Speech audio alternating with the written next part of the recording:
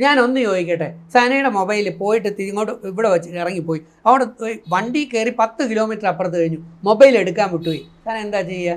എന്നാൽ പിന്നെ വീട്ടിൽ പോയേക്കാം എന്ന് പറയോ? സനയുടെ അടി വയറ്റിൽ നിന്ന് ഗ്യാസ് കത്തിച്ച തീ പോലെയുള്ള തീയായി. അത് ലോക്കില്ല എന്നുണ്ടെങ്കിൽ പിന്നെ തീർന്നു. ബാക്കിയുള്ളതാ ഈ ഇരിക്കുന്ന കഥാപാത്രങ്ങൾ മുഴുവൻ അതിന് വാരി വലിച്ചിട്ട് അന്വേഷിച്ച് നോക്കൂ, എന്താവും? ആകെ വെളിയിലാവും. അയ്യോ, സംഭവം ടെൻഷനായി. ഒരു മനുഷ്യന്റെ ലൈഫ് ഇപ്പൊ മൊബൈലിന് തീവ്ര അടിമയായി മാറുന്ന അവസ്ഥ. സാനയ്ക്ക് പിന്നെ ഇരിപ്പുണ്ടാവില്ല. അപ്പൊ ഈ വേറെ കൂട്ടുകാരന്മാർ കുഴപ്പമില്ലടി, അവിടെ ഇരിക്കൂടി, നാളെ വന്ന് ഇല്ല നീ വന്ന് തുറക്കുക, എനിക്ക് അവിടെ വന്ന് എടുത്തേ പറ്റത്തുള്ളൂ, എനിക്ക് കിട്ടിയേ പറ്റൂ. എന്തുകൊണ്ടാ? പല കാരണങ്ങളുണ്ട്. മറ്റേ പുള്ളി വിളിക്കുന്നത് ചിലപ്പോൾ രാത്രിയായിരിക്കും, മൊബൈലില്ല, ആകെ പ്രശ്നമായില്ലേ? നിനക്കങ്ങനെ ഇല്ല, ഞാൻ പറഞ്ഞതാണ്. അതാ അപ്പൊ ഞാൻ എൻ്റെ സൈക്കോളജിക്കൽ സൈഡ് പറയാം ആകെ. അപ്പോൾ എന്നാൽ അവൻ്റെ സനയുടെ ഉമ്മ അല്ലെങ്കിൽ എൻ്റെ അമ്മ അല്ലെങ്കിൽ വർക്കിയുടെ അച്ഛൻ ആശുപത്രിയിലായി, വലിയ ടെൻഷനൊന്നുമില്ല, നമ്മൾ പതുക്കെ എത്തും, കൂട്ടുകാരന്മാർ നോക്കുന്നുണ്ട്.